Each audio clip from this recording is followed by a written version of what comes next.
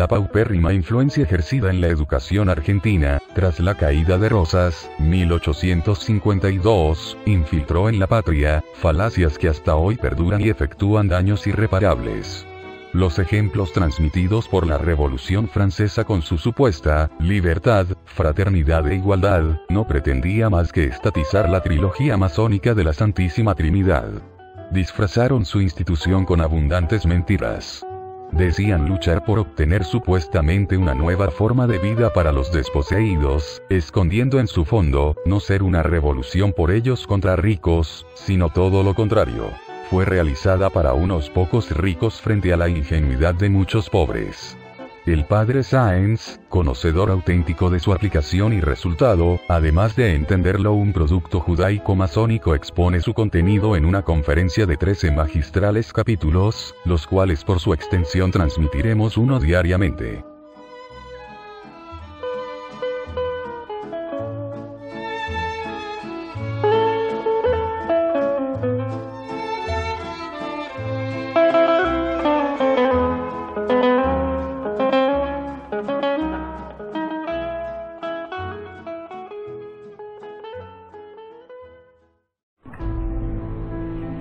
Por toda Europa corrió una ola de indignación a raíz de la muerte del rey, que relatamos en la anterior conferencia, pero sobre todo en Francia, como es obvio.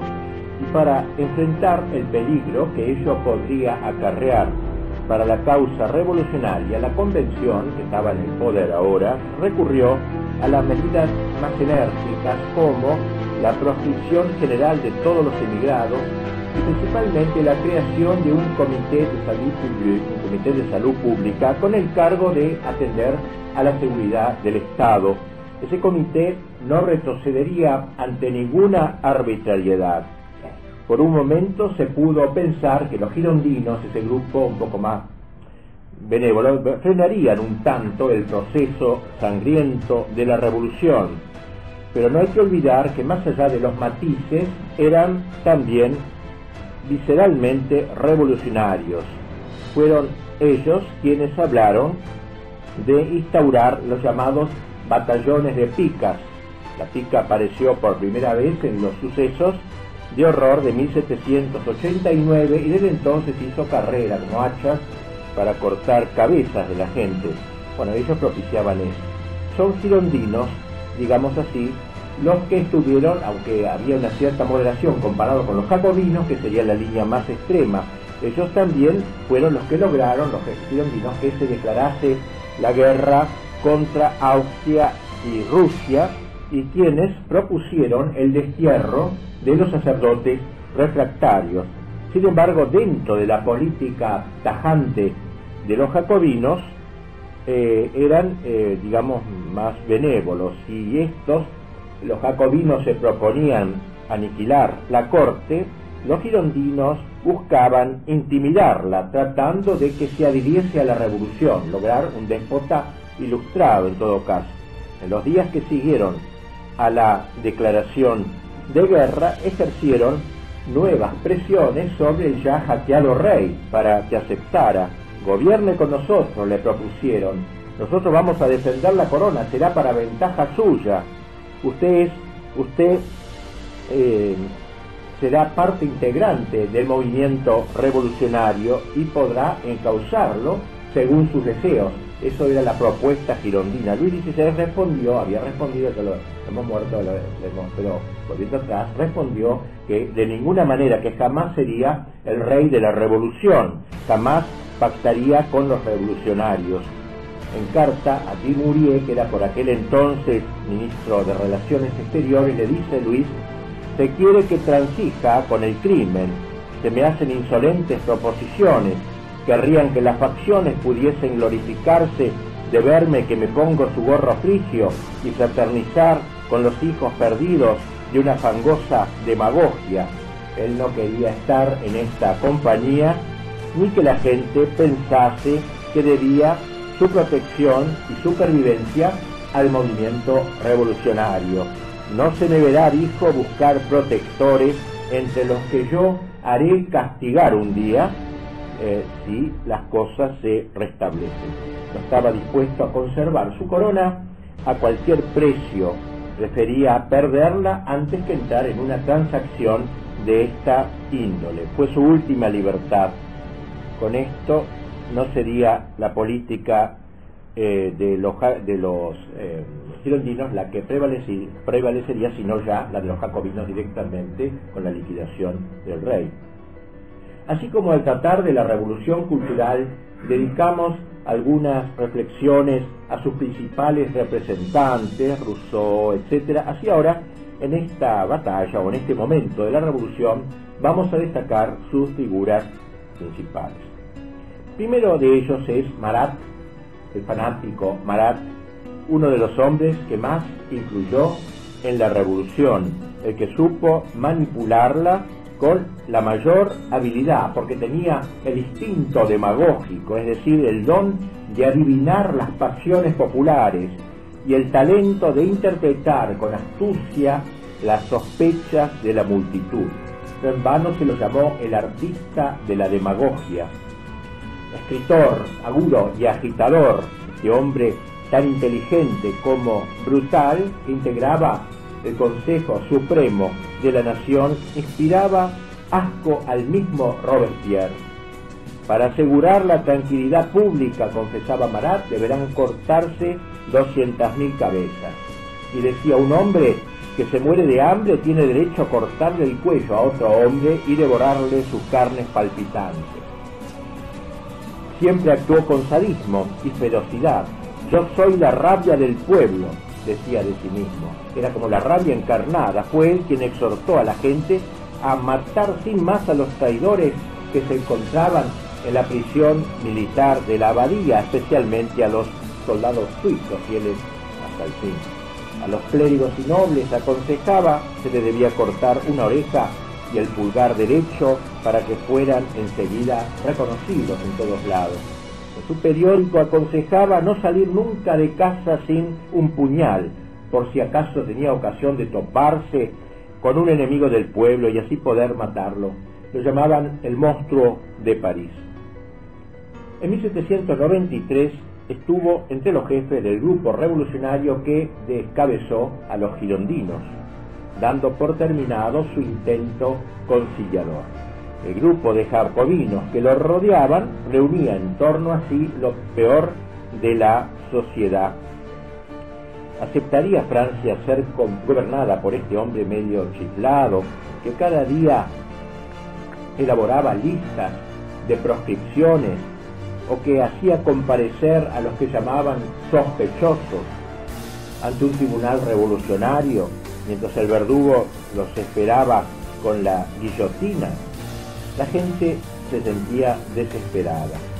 Cierto día, ya cuando estas matanzas se habían generalizado, apareció una mujer llamada Carlotta Corday, una joven de fe profunda, nieta de Corneille, del gran escritor francés, que siempre se había negado a leer las obras de Rousseau y de Voltaire por temor de perder la pureza de su fe, y que no vacilaba en calificar de intrusos a los sacerdotes que habían jurado la Constitución civil. Leyendo con entusiasmo la vida de Judith, ella judía que cortó la cabeza a los Verne, esta heroína, esta mujer, pensó si Dios no le pediría algo semejante: sacrificarse por su patria para salvar la vida así a centenares de miles de franceses. Es cierto que no tenía demasiado buen concepto de Luis XVI, pero era por la debilidad política que caracterizaba a este rey. En cierta ocasión la invitaron a brindar por el rey y ella se negó. ¿No es acaso el rey un hombre bueno y virtuoso?, le dijeron. Lo tengo por virtuoso, contestó, pero por débil. Y un rey débil no es un buen rey, pues no puede apartar la desgracia de su pueblo. Carlota creyó entender que los varones habían perdido la entereza y concibió la idea de esa mujer salvar a la patria con su debilidad. Los girondinos juzgaban que Marat era el que más había contribuido a la caída de la corona y a la muerte de centenares de sacerdotes. Por la ciudad corría la voz de que pensaba en liquidar 200.000 personas más. Por todos ellos quiso Carlota sacrificar su vida en la inteligencia de que si ese monstruo desaparecía, Danton, Robespierre y todos los demás bandidos se llamarían a cuarteles de invierno. Sabía ella perfectamente que atentar contra la vida de Marat implicaba su ulterior pena de muerte por parte del poder revolucionario. Sea lo que fuere, el 13 de julio toma un puñal y se dirige a la casa de Marat. Recurriendo a subterfugios, logró que el portero la dejase entrar. Marat se encontraba en la bañadera, ya que sufría fuertes dolores articulares que le obligaban a tomar baños prolongados. Cruzó Carlota el umbral del baño, se acercó a la bañadera, le dio una certera puñalada. Esta escena ha sido pintada en un cuadro muy famoso por Jacques-Louis David, el pintor oficial de la Revolución, que estuvo entre los que pidieron la condena de Luis XVI. Como era de esperar, Carlota fue condenada a muerte. Subió al carro con una enorme tranquilidad de conciencia, paso seguro, y mientras iba camino al cadalso en medio de las burlas habituales, hostiles, miraba serenamente la multitud. Creía haber cumplido su deber. El corazón de Marat fue puesto en una urna del tesoro de la corona. Allí iría la gente en romería, rezando letanías en su honor. En toda Francia se levantaron monumentos en homenaje a él y muchos recién nacidos recibieron su nombre. Eran los maratitos, digamos, los pequeños Marat. La muerte de Marat hizo que una ola de sangre, nuevos sospechosos, con lo que las cárceles se llenaron y se creó un ejército revolucionario que, provisto de guillotinas, recorriese Francia y la limpiase de enemigos de la revolución. Marat, pues, una figura interesante. Más importante es la figura de Danton, segundo del cual vamos a hablar. Se trataba de un hombre muy inteligente. La naturaleza le había dado características relevantes. Su estructura psicológica lo preparaba para ser un gran estadista. Su mirada era clarividente, penetraba en el interior de sus interlocutores y comprendía al instante la fuerza de un grupo, la importancia de un hecho. Era precisamente el hombre bien político, podríamos decir, pero las buenas cualidades acompañaban otras no tan buenas: frivolidad, hedonismo, aversión al trabajo serio y perseverante. En realidad no recibió educación alguna. Su padre murió cuando él tenía solo 3 años y la viuda quedó sola con 4 hijitos. Y en 1775, un poquito la vida de él, cuando fue coronado Luis XVI, Danton tenía 16 años, era un adolescente, y le pidió entonces a sus amigos: préstenme dinero, yo quiero ver la coronación del rey, como una cosa rara en Reims, ¿no? Que se coronó. Y entonces saltó la tapia de la casa, se escapó de la casa de su familia, hizo 28 leguas a pie para llegar a Reims y ver cómo era aquella extraña ceremonia de la coronación, de la que luego se burlaría con ganas. Se recibió ulteriormente de abogado, se casó. Dice un historiador: no se sentía a gusto en el orden de las cosas, solo la tormenta dio a sus pulmones bastante aire. Era un hombre de tormenta, le gustaban las épocas borrascosas, era revolucionario en cuerpo y alma, con una voz estentoria, con una figura de titán, con imágenes audaces, impresionantes para hablar, hechas como para dominar a una multitud y llevarla al combate contra el tirano. Con el tiempo logró imponerse en el Club de los Cordeliers, donde reunió bajo la dirección un grupo de hombres temerarios. Allí se gestaron varios de los hechos revolucionarios, empujándose de este modo hacia adelante el barco de la revolución, cuando se encontraba un poco varado en aquel momento. El 10 de agosto fue obra suya y le procuró una especie de conducción dictatorial.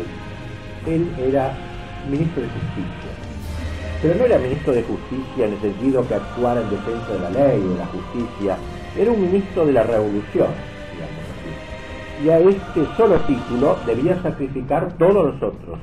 Las tácticas, aunque fuesen criminales, aconsejadas por el propósito revolucionario, debían ser aceptadas por el Ministerio de Justicia como otros tantos medios adecuados para lograr su justo fin. Una característica típica del alma de Danton fue la de incluir en su interior dos tendencias antagónicas, el odio y el amor, la furia de la destrucción y el gusto de crear, la barbarie revolucionaria y las condiciones de un estadista, la crueldad y la compasión. El hombre que dictaminó los asesinatos de septiembre amaba tiernamente a su madre, era delicado con ella, nunca se despedía de ella sin lágrimas y la visitó el 6 de agosto, poco antes de dirigir el sangriento 10 de agosto de 1792. Estas ambiciones, estas contradicciones, lo llevaron a una especie de esquizofrenia existencial. Después de vencer a sus enemigos, se dolía de sus padecimientos. Al ver las profanaciones sacrílegas, sentía verdadera repugnancia. ¿Para qué canalla estoy trabajando?, se decía. ¿Para qué canalla se ha derramado tanta sangre? Por eso en algún momento quiso cambiar de camino y de actitud.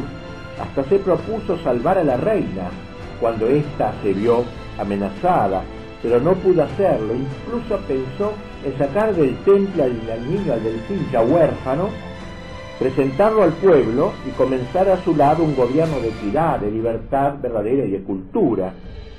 Con todo, no se puede negar que practicó ampliamente la crueldad, considerando el sacrificio de centenares de adversarios como una gran medida política capaz de paralizar a los enemigos.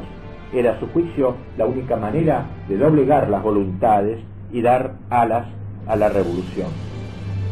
También a él le llegó su hora. La revolución se produce esa autofagia. Ya no lo respaldaba el club de los Cordeliers que él había organizado. Los jacobinos ya no lo admiraban como antes. Se le veía como queriendo frenar, quizá por esos aspectos bondadosos que tenía el oleaje de la revolución, meditando la más peligrosa de las traiciones, la de la blandura. Y entonces sucumbió al león, salto felino del león de Robespierre, quien, tras hacerlo detener, pronunció un discurso en la convención que nadie se atrevió a refutar por miedo de caer bajo la guillotina. En el fondo Robespierre lo envidiaba por su impetuosidad, su generosidad. Robespierre no era así. Él, cuando decía un discurso, debía trabajar, tachar laboriosamente. Danton era espontáneo, era intuitivo, al tiempo que arrebataba los corazones de sus oyentes. Pudo haber habido una cuota de envidia en esta persecución. Lo cierto es que otras veces, tan rápido para reaccionar, Danton ahora se mostró remiso. Lo acusaron de haber participado en una conjuración para restablecer la monarquía. Y se le decretó, se lo condenó a muerte. La ejecución debía tener lugar dentro de las 24 horas. Con él fueron guillotinados Hérold de Seychelles y Camille Desmoulins, otros dos de la revolución. Y dije, este último no atinaba sino a lanzar gritos a la multitud, a insultarla, a gritar contra la gente. Danton le dijo que se callara, deja a la canalla, déjalos en paz. Él en cambio no cesaba de gastar chanzas feroces a la muerte. ¿Puedo cantar?, le preguntó el verdugo. Samson, el famoso verdugo, el que tuvo la cabeza de Luis XVI, aquel que hablamos de él, le dijo que él creía que sí, que podía cantar, ¿no? Una pregunta muy extraña. Y bueno, dice, he compuesto unos versos y voy a cantarlos. Y entonces, con toda la fuerza de sus pulmones, cantó unas estrofas sobre la caída de Robespierre, próxima caída. Al concluir, largó una carcajada, como si estuviera en un café con sus amigos. Pasemos ahora al tercer gran personaje de la revolución, la figura de Robespierre, uno de los personajes más relevantes del momento. Robespierre, Marat y Danton fueron los caudillos de los jacobinos. No eran estos los jacobinos, por cierto, demasiado numerosos. A lo más constituían una 10ª parte de la población y sin embargo todos se les sometieron. La causa fue quizá la red de clubes que habían armado por todo el país, por lo que propagaban por doquier su ideario, con lo que lograron apoderarse de la opinión pública. Nació Robespierre en 1758. De pequeño perdió a sus padres, quedando la familia en la miseria. Entonces el obispo de esa ciudad le consiguió una beca en un colegio llamado Luis el Grande en París. Luego se inscribió en la universidad para estudiar leyes. Entonces estos fueron abogados, estamos en la corporación de abogados, herederos de estos grandes personajes. Bueno, y se cuenta que cuando Luis XVI, luego de ser coronado en Reims, regresó a París, se cuenta esto, ¿no? Que él se dirigió a Notre Dame, de Notre Dame a Santa Genoveva, y allí se detuvo en el colegio universitario que colinda con el barrio latino. Era una visita solemne, el rey recién coronado. Había que designar un estudiante para que leyese un saludo en latín. En esa época los estudiantes eran bastante cultos, así que le pidieron a él que le dijera un discurso en latín, y se lo escogió a Robespierre, nada menos. Iba a hablar Robespierre, quien iba a decir, que años después, quien iba a decir que ese joven, hecho diputado por el tercer estado en los Estados Generales, donde entró como decidido partidario de la monarquía, acabaría en un discurso en 1793 condenando al rey a la pena de muerte. Las últimas frases de su disertación fueron: el sentimiento que me impulsó a pedir en la asamblea la abolición de la pena capital es el mismo que me impulsa a pedir su aplicación al arbitrario regidor de mi patria y en su persona a la propia de la monarquía, voz nacional. O sea, son personas, digamos, impulsivas, no se contra la pena de muerte, no contra la pena de muerte con sus amigos, pero no contra ellos. En sus comienzos nada prometía el personaje que llegaría a ser 7 años más tarde. Tenía, eso sí, una implacable voluntad de dominio, acabando por ser el abogado de los jacobinos, el orador público de la montaña, del grupo más severo. Era el ideólogo químicamente puro. Soñaba con una Francia donde los hombres no jugaran, ni se emborracharan, ni cometieran adulterios, estafas, robos, muertes, donde en pocas palabras no hubiera vicios grandes ni pequeños, una Francia dirigida por los hombres más esclarecidos e inteligentes, elegidos por sufragio universal, gente sin deseo ni amor al oficio, que gustosamente desaparecieran en intervalos para dar paso a sus sucesores, una Francia en paz consigo y con el mundo. Era, por eso lo van a llamar el incorruptible. Era una persona que no tenía ningún vicio, digamos, podríamos decir. Todos los revolucionarios tuvieron alguna debilidad. Las mujeres, el juego, el vino. Robespierre no parecía tener ninguna de estas tres que he nombrado, ni comida ni bebida. Vivía en un estado en un mundo de principios puros, digamos así, del que no se quería apartar. Un personaje muy extraño, una especie de asceta, digamos, de la revolución.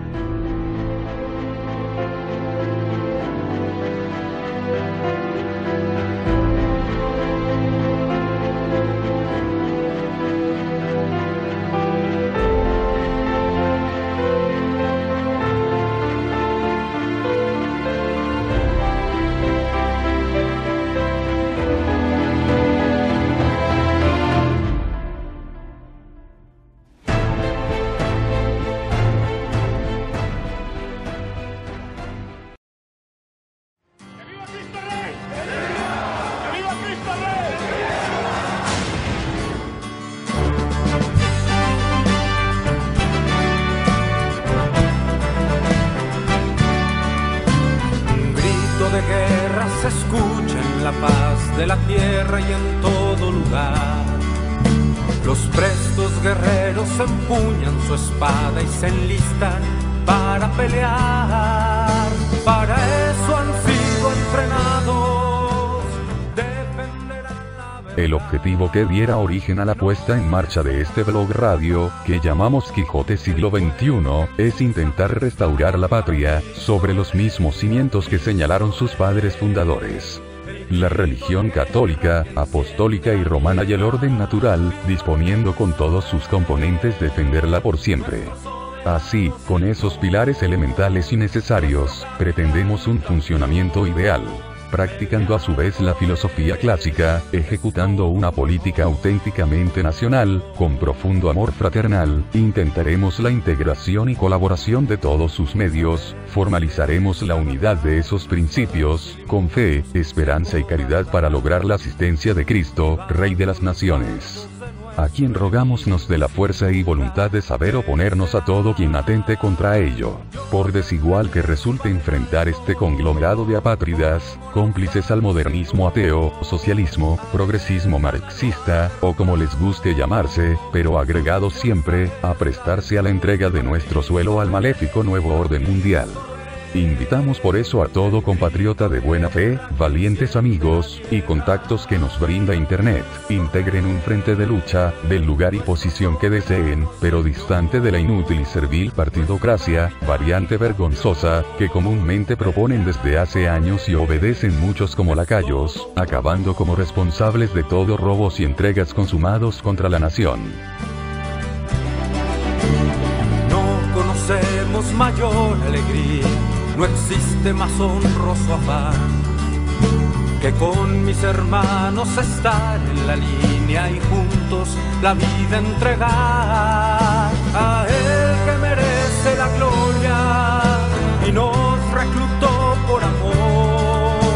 Ante la rodilla se dobla y se postra el corazón. Viva Cristo Rey, viva Cristo Rey.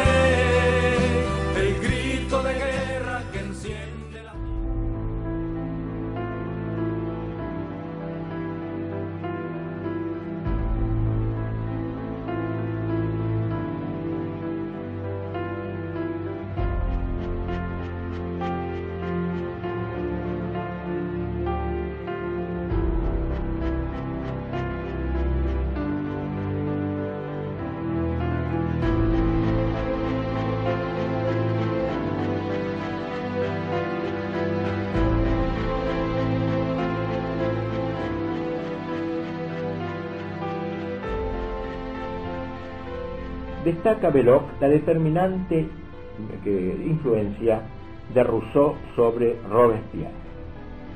De la fórmula de Rousseau hizo Robespierre su credo, como si dijéramos divino, una revelación única y permanente de lo que es el Estado perfecto. Su vida entera fue un intento de representar en el poder el papel y la enseñanza de Rousseau. Encarnar a Rousseau, dejar hablar al pueblo. Su voz es la voz de Dios, la voz de la razón, la voz del interés general. Sin embargo, para él, la voluntad general no era la voluntad de las mayorías numéricas. Podía encontrar su expresión en una minoría ilustrada. O sea, en ese sentido no era un demócrata, como hoy diríamos, de sufragios universales. No era así, sino que era a su modo. Se había propuesto obligar al pueblo a ser virtuoso, dentro del espíritu revolucionario, claro, tal como él lo entendía. Pero para ello había que pasar por el crimen. Esto es textual de él, ¿no? Y así brotó en su mente la idea de un terror organizado y terapéutico en el seno del movimiento revolucionario como expresión de la justa venganza popular, según se dijo en aquel momento. El terror, que tuvo vigencia en los años 1793 y 94, tuvo la misión de imponer por la fuerza nuevas virtudes a los nuevos ciudadanos. Una batalla en favor de lo nuevo, de la creación de un hombre nuevo, y el que no se encorsetaba en ese hombre nuevo había que liquidarlo. El lema que proponía el gobierno era virtud y terror. Eran las dos métodos. El 10 de junio de 1794 se implantó el Tribunal Revolucionario con competencias que suprimían los derechos humanos, cosas que tanto escandalizaría hoy, que habían sido aprobados poco antes, para facilitar la aplicación del terror, llevado a cabo legalmente por el Comité de Salud Pública. Como presidente del tribunal fue elegido un tal Dumas, hombre joven, sinceramente según el corazón de Robespierre, cuyos discursos no respiraban más que sangre y exterminio. Llevaba siempre consigo cuatro pistolas cargadas por si se le acababan las municiones y las colocaba delante de él cuando se sentaba para juzgar, como para mostrar su imparcialidad en el juicio. Otro de los jueces se llamaba Foucault, quien repetía siempre: necesitamos sangre, el pueblo quiere sangre. Los jurados estaban formados por gente enteramente segura. En la conserjería, que era la anticámara de la guillotina, ubicada junto al río Sena, había una taberna que se llamaba la Buvette, de beber, ¿no? La Buvette, para que los jueces y jurados se entonasen un poquito y tuviesen coraje para condenar a muerte con cierta expedición. Uno de los jueces solía decir: solemos condenar a todos aquellos que se nos designa por la letra G, guillotina. Nos interesa poco el que los antiguos nobles, que son acusados ante nosotros, estén convictos o no. Estos graciosos señores nunca serán republicanos. El único medio para echárselo de encima es declararlos culpables uno tras otro. Y a veces en media hora se declaraban 60 personas condenadas a muerte. La guillotina se llamó así, como saben ustedes, por su inventor, José Ignacio Guillotin, quien de joven, otra calamidad para la orden a la que pertenezco, había sido novicio de la Compañía de Jesús. Maestro novicio le había enseñado la manera piadosa de matar a alguien. La cosa que hasta ese momento hubo diversas maneras de ajusticiar a los delincuentes. Los plebeyos eran ahorcados y los nobles decapitados con un golpe de espada, una tarea difícil aún para el más musculoso de los verdugos, digamos, no golpear varias veces, sino secarlo de una vez. Desde 1789 se quiso que la ejecución se hiciese siempre de la misma forma, ya que todos somos iguales y tenemos que morir igual, en todo caso, todos, sin distinción de clases o jerarquías, causando los menores sufrimientos posibles al reo. Y así Guillotin inventó su máquina. Todo lo que tenía que hacer el verdugo era soltar la cuerda que sostenía en lo alto la hoja filosa que cegaba la cabeza. La máquina se estrenó el 27 de abril de 1792 y no paró. El 18 de agosto se la colocó en la plaza del Carrusel frente a las Tullerías, desde donde había partido el ataque contra la soberanía del pueblo, donde se había cometido un crimen, allí mismo se había de castigar. Más adelante, en la época de Robespierre, se la trasladó frente a la antigua Bastilla, en la plaza de San Antonio. El suelo de esta plaza estuvo entonces tan empapado de sangre, porque constantemente funciona, que el olor es intolerable. Protestó la gente del barrio: no se puede pasar por acá, el olor espantoso. Se ha dicho que Guillotin también acabó guillotinado, haciendo honor a su apellido, pero esto es muy discutible, no parece ser. Bien, Gueney, que era fabricante de pelucas, o sea, un cargo muy apto para ser juez, fue designado en uno de los tribunales revolucionarios. Juró no haber jamás hallado un acusado que no fuese culpable. Entre los jueces más despiadados se encontraba un joven de 26 años, Joaquín Vilac, que había sido sacerdote y luego renegó de su fe. Un día, sacando el reloj, dijo, para indicar que era hora de irse a comer: los acusados son culpables por lo mismo que se han conjurado contra mi estómago. Siempre votaba culpable, sin sacarse el escarbadiente de la boca. Pertenecía a lo sumo, permanecía a lo más 4 minutos en la sala de deliberaciones y luego salía a pasearse por los corredores. Nada digamos de otro personaje siniestro, el fiscal Fouquier Tinville, que era primo de Camille Desmoulins, quien lo presentó a Danton y así hizo carrera. De él ha dicho con razón Mercier, un testigo de los hechos: hubo jamás un hombre de espíritu tan de raíz astuto, tan hábil para presuponer el crimen e inventar e imaginar hechos. Cada una de sus palabras era un lazo que el acusado no podía adivinar y del que no podía escapar. En cierta ocasión, la marquesa de Fouquier, llevada al tribunal, pidió para su defensa que unos papeles, que le trajesen unos papeles que estaban en la casa. Fuchsia dijo, bueno, se extrañaron por este tipo. Bueno, y mandó a alguien para que lo buscara. Y cuando volvió con los papeles, la marquesa ya había sido ajusticiada. Los documentos de cargo, de descargo que le traían, le resultaban indiferentes. Dijo, no lo leo, es innecesario leerlo, decía. Los acusados serán de cualquier manera ejecutados hoy. Si alguna vez los jueces se atrevían a absolver a alguien, se ponía furioso. Denme la lista de esos estúpidos, no puede uno fiarse de esa canalla. A una mujer que le pedía gracia para los miembros de su familia, le dijo, tranquilízate, tu marido será hoy mismo guillotinado, tu padre será deportado, y tú podrás luego poner en el mundo tantos republicanos como te dé la gana. El tribunal funcionaba en los locales del antiguo Palais de Justice, llamado Casa de Justicia ahora, porque la palabra palacio estaba prohibida, era la palabra monárquica, digamos. Un día Fouquier Tinville se paseaba por la sala San Luis de ese palacio, que era la mejor de todas. En adelante dijo, esta sala llevará el nombre de Libertad, de San Luis. También él acabaría guillotinado en 1795, el pobre Tinville, tan pobre Tinville, este sinvergüenza, y dijo, yo cumplía órdenes, dijo ante el tribunal, lo único que supo decir. Perverso fue sin duda este hombre, pero tanto él como muchos otros se animaron a hacerlo en el grado que se sentían respaldados por el más culpable de todos, es decir, por Robespierre. Fue él quien pensó, proyectó y promulgó la ley que regía en la nueva jurisprudencia, en uno de cuyos artículos se leía: son tenidos por enemigos del pueblo los que procuran la restauración de la monarquía, o rebajan a la convención o al gobierno del cual es el centro. Y entre estos enemigos se enumeraba a los que perturban la opinión pública o publican escritos contrarrevolucionarios, menoscabando la eficacia de los principios liberales. El único castigo para todos esos crímenes que el tribunal revolucionario reconoce como tales es la pena de muerte.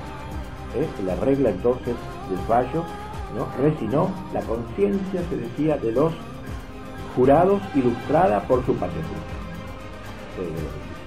Los tribunales ordinarios no se han de entrometer en las resoluciones del tribunal revolucionario. Como ven ustedes, es una ley terrible, arbitraria, no sin razón se ha llamado a ese tribunal de sangre. Esta ley había sido aplaudida en medio de aplausos de toda la familia. Pero Robespierre no se contentó con promulgar la ley, sino que nombró también los jueces y jurados hombres de toda su confianza. Como las cárceles ya no daban abasto, se hacía preciso proceder con más rapidez que nunca para que quedasen habilitadas para nuevos acusados. Por lo general, los interrogatorios se limitaban a preguntar el nombre, la edad y el domicilio, lo que el acusado había hecho antes de la revolución y desde su estallido. Alguna que otra vez alguien fue ejecutado en lugar de otro, de nombre semejante, por el apuro con que se procedía. Un jurista recibió el encargo de determinar el concepto de sospechoso. ¿Qué es un sospechoso? En resumen, lo era todo el que no iba con los jacobinos, el que no hablaba ni obraba como ellos. ¿Dónde quedaba allí la tan cacareada fraternidad?, dijo uno de ese tiempo. La fraternidad de aquella gente era, contesta, la de Caín y Abel. Fraternidad o muerte equivale aquí a sé mi hermano, piensa, habla, obra igual que yo o te mato. Para defender la seguridad nacional, todos debían llevar consigo una constancia de civismo, de que no era sospechoso. ¿A quién se le debía negar esa constancia? Los funcionarios públicos recibieron una cartilla donde se les enseñaba cómo reconocer a los sospechosos. 1. Los que en las asambleas del pueblo interfieren con discursos astutos, gritos y amenazas. 2. Los que todavía, con más astucia, insisten misteriosamente en los accidentes desgraciados de la República, expresan compasión de la suerte del pueblo y están dispuestos a propagar malas noticias simulando dolor. 5. Los que siempre tienen en la boca las palabras patria, libertad, república, pero visitan a los antiguos nobles a los sacerdotes enemigos de la revolución, a los moderados o se interesan por su suerte. 6. Los que no han tomado parte activa en todo lo que es de provecho para la República. Resultaba pues decisivo haber permanecido callado en alguna ocasión pasada y se olvidara de repente cuando debió haberse hablado, o haber hablado en tiempos en que se debió callar. En fin, había que invocarla todas están en la precisa. Haber mostrado apatía donde se pedía fervor, eso era un motivo de ser sospechoso y por tanto se podía decir que este era el reino del despotismo, la enajenación total de cada individuo con todos sus derechos a la comunidad según la exacta fórmula de la Rousseau. En cuanto a aquellos que podían objetar que los revolucionarios no eran la comunidad sino una parte de la misma, Saint-Just había de responder que la voluntad general no es la voluntad del mayor número, sino la voluntad de los puros, encargados de iluminar a la nación para que reconocieran sus deseos reales y su verdadera felicidad. En enero de 1794 no había en Francia ciudad ni pueblo grande que no tuviese una sociedad local afiliada a la Sociedad Madre de París, comités de vigilancia, comités revolucionarios que se ocupaban de distinguir los buenos de los malos y de dar los certificados de civismo y de elaborar las listas de sospechosos. Como escribe un pensador contemporáneo, Garzón dice: jamás cayó un poder más terrible en manos más despreciadas. Es el gobierno de la resaca, o como dice Taine, aquel pensador positivista, de los notables de la improbidad, dice, de la mala conducta, del vicio, de la ignorancia, de la torpeza y de la grosería, gente desprestigiada, pervertidos de toda clase, subalternos envidiosos y llenos de odio, pequeños tenderos llenos de deudas, obreros vividores y nómades, puntos fuertes del café y de taberna, vagabundos de la calle, hombres del arroyo y mujeres de la vereda, en resumen toda la gusanera antisocial, masculina y femenina. Aquí en la sociedad quedó instalada la delación bajo el imperio de la virtud y del terror, una frase de Robespierre, promovida por la Comisión de Vigilancia. La delación fue una industria durante la Revolución. Fue más terrible que el asesinato porque mató el carácter nacional, por lo menos en las ciudades. Engendró odios familiares, deslealtades, enojos, envidias, y aflojó por largo tiempo los lazos de la familia. Se halló una multitud de delatores porque se enseñó a los pillos un terrible misterio, a saber ganar dinero, ganar el dinero de otros y la hacienda de otros inventando una mentira o presentando una falsa delación. Confirma las aseveraciones de este autor que último cita que es contemporáneo, lo que nos relata un testigo que vivía en París cuando comenzó a aplicarse la ley. Dice: una sombría desconfianza se apoderó de todas las cabezas, los espías se aumentaron, el espionaje se hizo molesto como una nube de insectos, los patrones temían a sus criados y obreros, el amigo se alejaba de su amigo, los hermanos temblaban de la discordia por la diversidad de opiniones, el padre temía a sus hijos, los hijos desconfiaban de sus padres, todos los lazos de la sociedad se habían súbitamente aflojado o roto. Sonreía a este o a aquel hombre y aún sonreír a este o aquel hombre y aún solo mirarle bastaba para hacerse sospechoso y ser lanzado al abismo de la cárcel. Bien, tal es entonces esta terrible época del terror. Una de las ejecuciones más terribles fue la de Madame Isabel, la hermana de Luis XVI. Desde la muerte del rey, vivía en el temple con la reina y la princesa sin ver la luz del sol y teniendo que aguantar la presencia de carceleros que no erraban ocasión de humillarla e insultarla. Era una mujer realmente virtuosa, una verdadera santa. Y así, un día, un carcelero le vino y le dijo que hoy se celebra el aniversario de la instauración de la República. Se burlaba de ella, le entregó un calendario republicano, le dijo: no hay en él ningún santo, son solo fiestas nacionales el pueblo será en adelante nuestro Dios, y no necesitamos otro. Ella sufría todo con paciencia, así como la separación luego de la reina y de Delfín, hasta que alguien propuso: esta también hay que llevarla al tribunal revolucionario. La llevaron a la conserjería. Usted se ha conjurado con el último tirano, le dijeron, contra la felicidad de los franceses. Ella respondió: no sé, no conozco, no sé a quién llaman ustedes tirano. Se siguieron bombardeando con preguntas y nunca perdió su dignidad. Me llamo Isabel María de Francia, soy la hermana de Luis XVI, la tía de Luis XVII, vuestro rey. Así contestaba, con altura, con dignidad. Todos quedaban impresionados ante tanto señorío. Hablaba como si estuviera en los salones de Versalles. Y no alimentando ninguna esperanza humana, solo le restaba ofrecerse a Dios en sacrificio. Esta vez, Fouquier Tinville, este famoso juez, se superó en maldad. La familia Capeto, aseveró, tiene la culpa de todas las desdichas de Francia. Su nombre está escrito en la historia con rasgos de sangre, y Madame Isabel tenía parte y era cómplice de todos sus crímenes. Más aún agregó: ha cuidado al joven Capeto, al Delfín, ¿no?, en la esperanza de que sucedería a su padre en el trono. A lo cual ella contestó: yo hablaba confiadamente con este niño, que por más de un motivo me era querido, y le daba el consuelo que me parecía apropiado. El juez repuso: esto es, en otras palabras, confesar que usted alimentó al joven con planes de venganza. Junto con ella fueron condenados 24 miembros de la antigua nobleza, y mientras iban en carro la guillotina, Isabel era como la reina entre todos los otros. Antes de morir, todos se inclinaron ante la princesa para dar el último saludo a la nobleza mejor de Francia, mientras rezaba por ellos el De Profundis.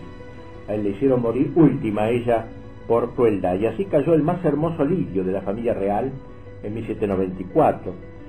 Su muerte ha dado a la casa de Borbón una gloria inmortal, a la República un eterno baldón y a la Iglesia una santa. Cuando años más adelante, en la época de Napoleón, el Papa Pío VI se alojara en las Tullerías, en los mismos cuartos donde se había alojado Isabel, dijo: vivo en los aposentos de una santa. Ella hubiera podido escapar al extranjero, como hicieron sus tías, pero se quedó solamente para acompañar a su hermano y a su sobrino hasta el fin. En fin, tantas escenas terribles. Un terror espantoso. Esta vez una costurera llevaba una imagen de Cristo. ¿Por qué? Le preguntaron. Porque estoy a gusto con la Virgen y con Cristo. Esa respuesta bastó para mandarla a la muerte. Se los enviaba a la guillotina. Lo mismo que hablaban contra Robespierre. Toda una aldea estuvo en peligro porque sus habitantes llevaron un luto cuando murió Luis XVI.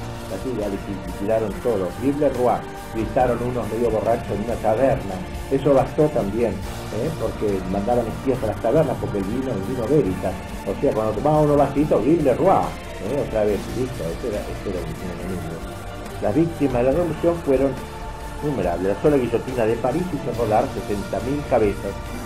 Si sumamos a ellos los fusilados en Lyon, los ahogados en el Loire, los masacrados en la Vendée, etcétera, varios centenares de miles. La máquina se movía sola ya. Tenía que guillotinar para no ser guillotinado. Se calcula en 2 millones las víctimas del terror en Francia. Robespierre seguía enardecido. Cuidado con los defensores de la lenidad, que exhortan a la mesura. Cuidado, que solo son contrarrevolucionarios.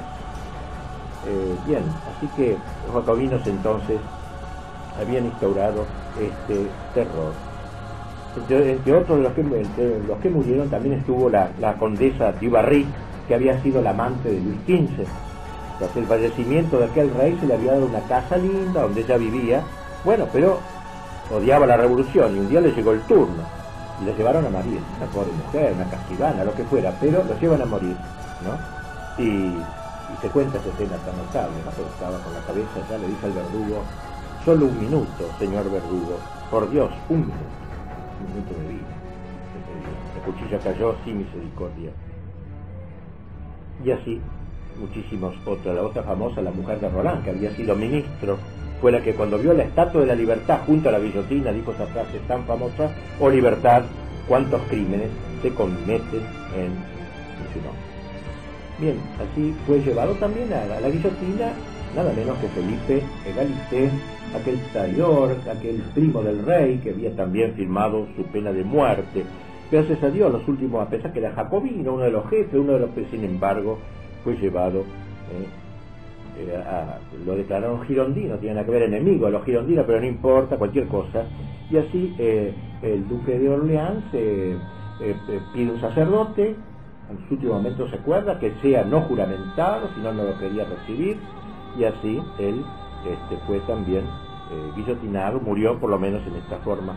Las cosas habían llegado a un momento terrible, Robespierre empieza a perder terreno, y un día empiezan a gritar en la convención: abajo el tirano, abajo el tirano. Ellos estaban hartos de que lo llevaran de la nariz, y pronto se lo detuvo, se lo condenó a muerte. Había que purificar a la república de este monstruo, de este infame Robespierre, dijeron, que aparentaba fe en el ser supremo y solo creía en el poder del crimen. Y la convención dijo que la ejecución se realizase en la Plaza de la Revolución. Primero le hicieron una mascarada, le acostaron en una tabla, los carceleros se acercaban, vuestra majestad, lo llamaban burlescamente, en fin, enormes humillaciones. Robespierre entonces se lo puso en la celda donde había estado Danton, al cual él había condenado poco antes. En fin, el camino al patíbulo fue muy lento. Todo el mundo se había congregado en las calles a ver morir a Robespierre. La gente quería ver al autor de tantas desgracias. Y los gendarmes señalaban con la espada quién era el sinvergüenza. Cuando cae la cabeza, el verdugo muestra la cabeza del tirano. Tenía 35 años, tanto pudo hacer en tan joven ese hombre, ¿no? El pueblo aplaudió durante 15 minutos su muerte. El alborozo repercutió en toda Francia y se hizo al caído un burlesco epitafio: Passant qui que tu sois, ne pleure pas mon mort. Si je vivais, tu serais mort. Caminante, sea quien fueres, no llores mi muerte. Si yo viviera, tú estarías muerto.